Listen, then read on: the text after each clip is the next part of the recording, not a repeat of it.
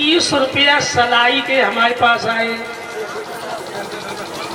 और 10-10 रुपया हमारे सभी साथियों को। भगवान करे सलाई सला ऐसी बनी है।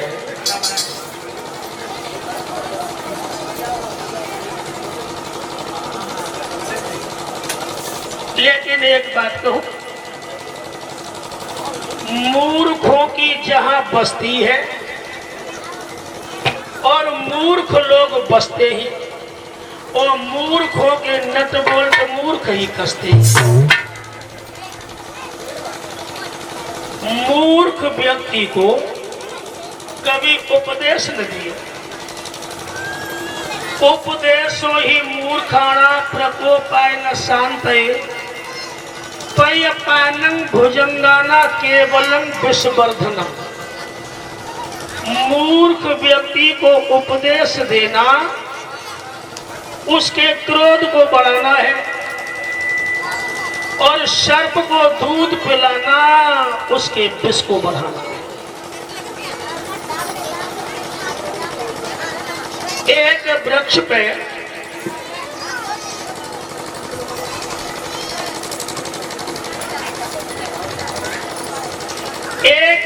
पे चिड़िया रहती थी। बरसात का समय आ रहा था। ने जेठ के महीना में ही एक एक तिनका दबा दबा करके चोंच में और बिन्ने घोंसला बना करके तैयार कर दिया। वर्षा का इंतजाम किया। सावन भादों को महीना रहे सो 9 रोजा झड़ लगो। चिड़िया तो अपने अपने घोंसला में घुस गई और बाई वृक्ष पे एक बंदर रहता था। अब वो बंदर ठंड के मारी मरो जा रहा, ठिठुर रहो बुरी तरह से। सो चिरंजन ने जगई के भैया मानुष जैसे हाथ पैर तेरी मानुष जैसी काया और 4 महीना वर्षा के तूने छप्पर क्यों नहीं छाया। जैसे हमने एक एक तिनका चोंच में दबाए दबाए के अपने घोंसला बना लिए तो चाहता तो तू तो एक दिन में अपना घर बसा लेता। तो आज ठंडन के मारे काय को मत तो सो बंदर बोलो के क्यूरी जे भाषण का हम ही दे रही है। चिड़िया बोली के भैया हम तुम्हें सुकर। बंदर बोलो कि हम तेरे किलाई नहीं रखेंगे। सो जिनने छलांग लगाई high jump long jump cricket जैसे छुआ छक्का और चिड़िया के घोंसला तोड़ तोड़ की सब नीचे डालते। कई किले जैसे हम ठंडन मर रहे और तैसी तू ठंडन मर। तो मूर्ख व्यक्ति को भाइयों कभी उपदेश मत दे। भाभी समझ गई कि अगर जब नकटा को दूल्हा न बनाओ तो अबे कुफर पकड़ लगे। सो मोहल्ला में से 2-4 बेटरियन को बुलाए लाए। अब जाए दूल्हा बनाओ लगे। कैसे दूल्हा बनाओ?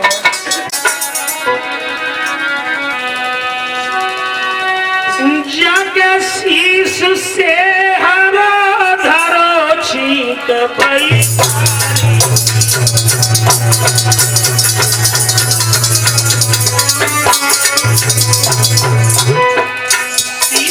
मोहर बना के भाभी ने रखो तो सामने से ठीक हुई गई। बड़े बड़े असगुन होने लगे।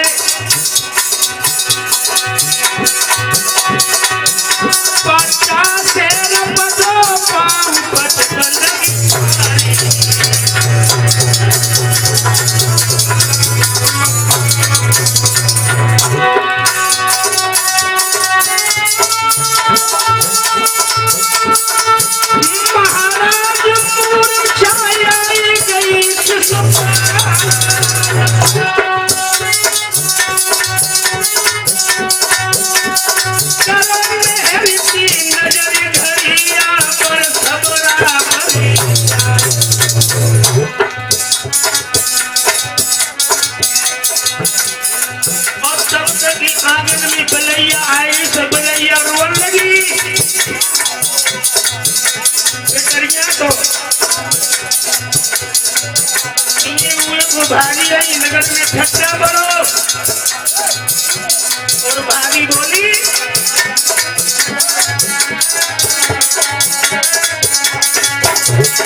ओरी मेरे देवर को क्या उलैया घर में रोज रही भगनी मेरे देवर को क्या उलैया घर में रोज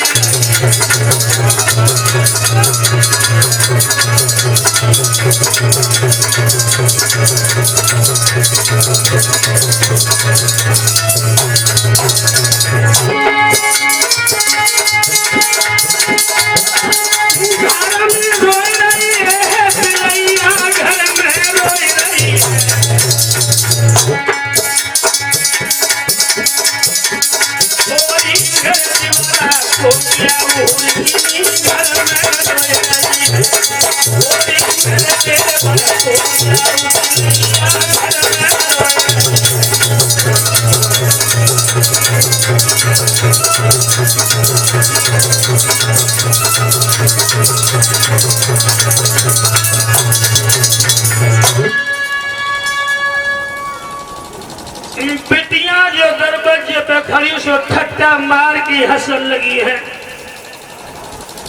और भाभी की तो बहनाओं हंसी न रुकी सो भीतर कमरा में धसी आई और उठला में मूड देखी भाभी तो खूब ही हंसी।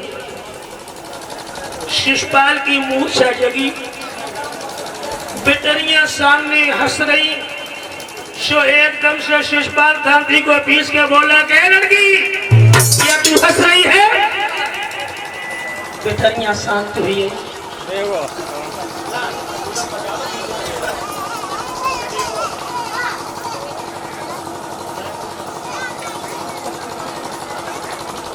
और भाभी जब भीतर से निकल के आई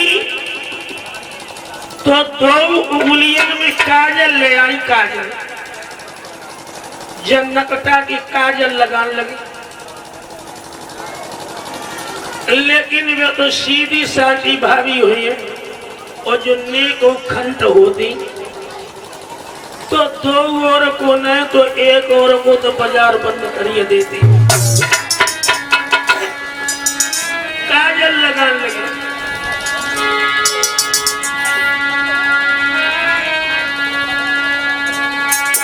अरे काजल लागी दीन भूप के नीन दिखाई रही पट्टा और फिर शीशे तो दिखाओ जा कछु ठाड़ी गाय रही गीत रे मचा रही बिटिया कछु तो गीत है और कछु मचा मचा रही। भाभी बोली ये बोली अरे कछु नहीं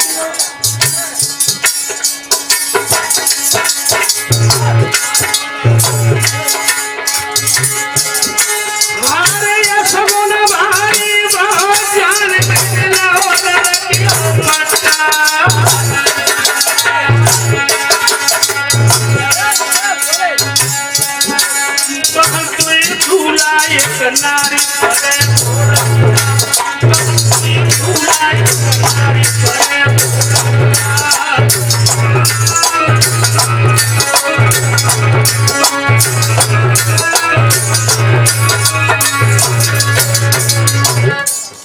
भाभी की लगी है कि देवर जी बड़े बड़े असगुन हो रहे हैं और दुई दूल्हा और दुल्हन के रट्टा जरूर पड़ेगा इसलिए देवर जी तुम्हारा कुछ नहीं बिगड़ो कोई सुबह नातेदारी है।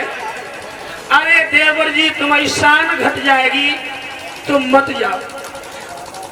दादी को पीस करके कहने लगा कि भाभी सुन भाभी के बेन चली तंजवाला और वो क्या कर सके हमारे नंद गोलाला महाराज के मौते सभी तरह कमजोर और जात पात को न पता के बाको जग में है रोशो।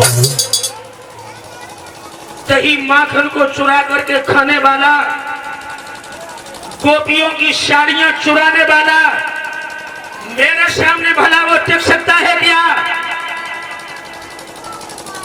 भाभी कान लगी के देवर जी हमने तुम्हें दूल्हा बनाए दो, अब तुम चले जाओ और ऐसा करियो कि देवरानी अगर न आ पाए तो तुम तो लौट के चले ही आइयो।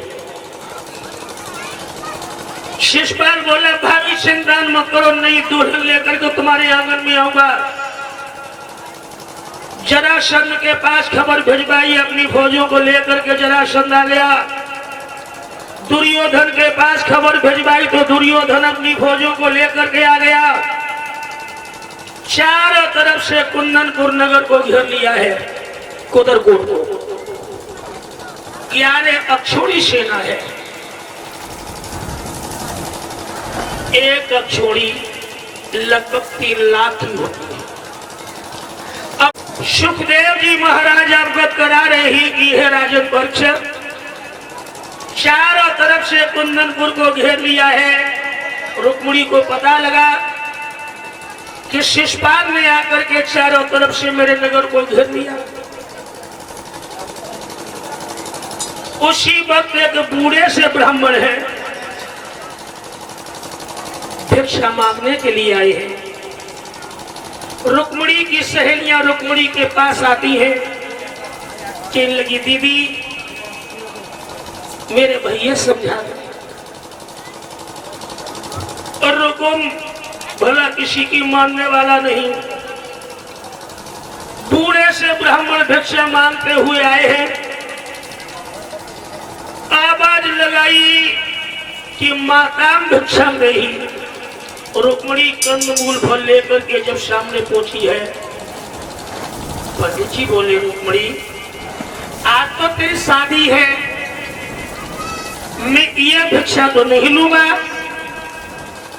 रुक्मिणी कहने लगी पंडित जी मेरी शादी तो है, लेकिन शादी नहीं बर्बादी है। मेरा भैया अपने साले के साथ मेरी शादी कर रहा है। आप ही बताओ पंडित जी मैं भैया के साले की दुल्हन बनकर के कैसे जाऊंगी? मैं दीवारों से टकरा रही हूं।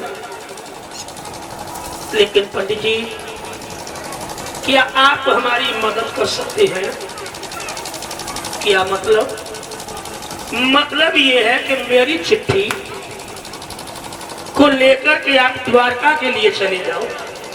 द्वारका में तेरा क्या रिश्ता है? रुक्मिणी कहने लगी जो द्वारकाधीश है वही मेरे हृदय के सम्राट है। पंडित जी कहने लगे ही कि यहाँ से 750 कोस द्वारका की दूरी है, भला हम कैसे पहुंचेंगे? रुक्मिणी कहने लगी पंडित जी मैं आपके सामने खड़े होकर के अपनी आत्महत्या कर लूंगी। पंडित जी बोले कि बेटी मरे चिट्ठी लिख। तो रुक्मिणी ने ज्यादा नहीं बल्कि बस 3 बातें लिखी चिट्ठी में। 3 बातें में कौन कौन सी लिखी? पहली बात, हे प्रभु आप हमें स्वीकार कर लीजिए। यदि आप हमें स्वीकार नहीं करेंगे, चाहे मुझे 100 जन्म क्यों न धारण करने पड़े, लेकिन तुम्हारे अलावा मैं किसी दूसरे को अपने हृदय का सम्राट। पहली बात। दूसरी बात रुक्मिणी ने यह लिखी है कि हे प्रभु शायद इसलिए आप हमें स्वीकार न कर रहे हो कि शादी में आपको धन दौलत तो नहीं मिल पाए, क्योंकि राजी बाजी से शादी तो हुई नहीं रही। तीसरी बात रुक्मिणी ने यह लिखा है कि प्रभु मेरे पास धन दौलत तो नहीं, लेकिन मैं अपनी निजी संपत्ति ला करके आपको दे दूंगी। अब वो निजी संपत्ति क्या हो सकती है? कुछ लोग गलत सेंस लगा बैठते हैं रुक्मणी जी लिख रही है कि प्रभु मैंने तुलसी की पूजा किए बिना कभी पानी नहीं पिया, दरवाजे पर आए हुए अतिथि को बिना भोजन किए मैंने कभी अपने घर से जाने नहीं दिया, दीन गरीबों को हमने अन्नदान भी किया है, वस्त्र दान भी किया है, यही मेरी निजी संपत्ति है। जो मैंने पुण्य किया है प्रभु वो पुण्य ला करके मैं आपको दे दूंगी। ऐसी बेटी अगर किसी के घर पर आ जाए तो क्या वो परिवार कभी दुखी रह सकता है? लेकिन आज ऐसी बेटी की जरूरत नहीं, लेकिन अब तो 20 लाख की जरूरत है। बेटी चाहे कैसी हो बात से कोई मतलब ना, लेकिन रुपया लला की शादी में 20 लाख नगद मिल गए और चाहे 20 लाख के दुगने करके भले ले जाए 6 महीना बाद। श्रोता बंधुओं, रुक्मणी लिखने लगी है अरे मोहन हो पर मोहन नहीं है। आपका नाम तो मोहन है लेकिन आपको मोह नहीं है प्रभु। अरे मोहन हो पर मोह नहीं है, जन काल की भेजू पाती में, अरे पाती में, हाँ पाती में।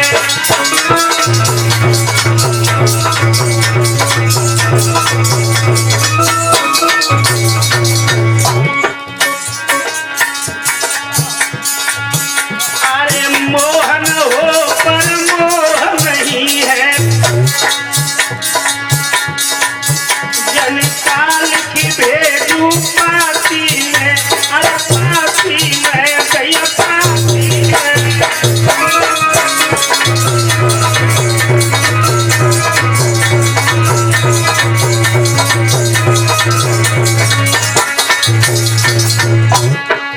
और लिखने लगी है प्रभु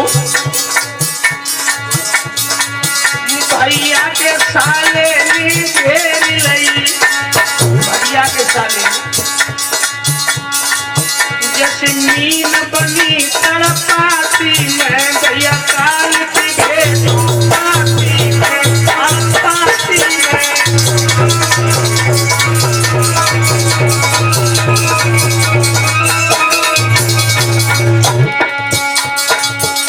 और लिख रही है प्रभु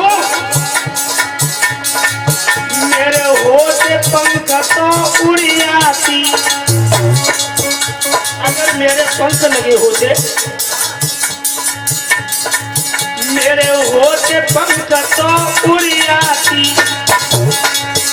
द्वारिका और भजी आती मैं, भैया पाती में, हाँ पाती में।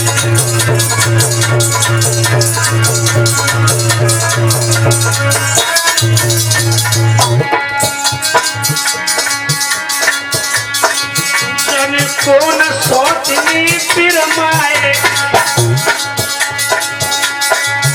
जन कौन सोचनी फिर माए, अरे आई की काल खरोती गया काल की भेजू पाती।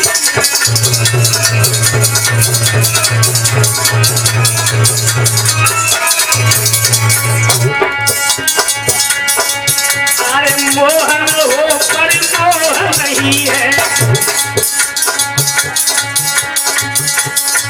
जन काल की भेजू पाती में, पाती में, हाँ पाती में।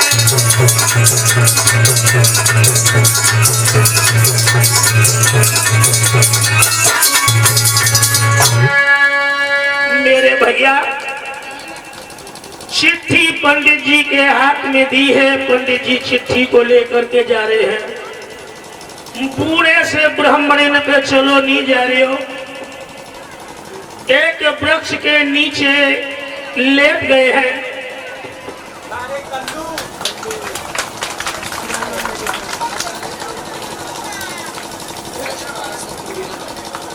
ये बेटा कृष्णा जो संजू डीलर के सुपुत्र है, भगवान बेटा को दीर्घायु प्रदान करे ऐसी हमारी शुभकामना इन बेटा कृष्णा एवं इनके समस्त परिवार के प्रति है। बोलिए भक्तवत्सल भगवान की। और एक बात और ध्यान रखिए, और ये बात बिल्कुल त्रिकाल सत्य है कि भागवत तो प्रमाण ये दे रही है कि हे जीव, पुण्य को छुपाओ और पाप को उजागर करो। भागवत प्रमाण ये दे रही है कि पुण्य जो करो बात को छुपा के रखो और पाप को उजागर करो। लेकिन आज बिल्कुल उल्टा हो रहा है। पाप तो आदमी छुप के करता है कि हमें कोई देखे ना ले, और पुण्य को 3 मंजिला पे ठाड़े है कि सैला तो दुनिया वाले लोगों देखो हम जो पुण्य कर रहे हैं। तुमने जो पाप किया है उस पाप को यदि आप उजागर कर दोगे तो फिर पाप तुम्हारे ऊपर नहीं रहेगा।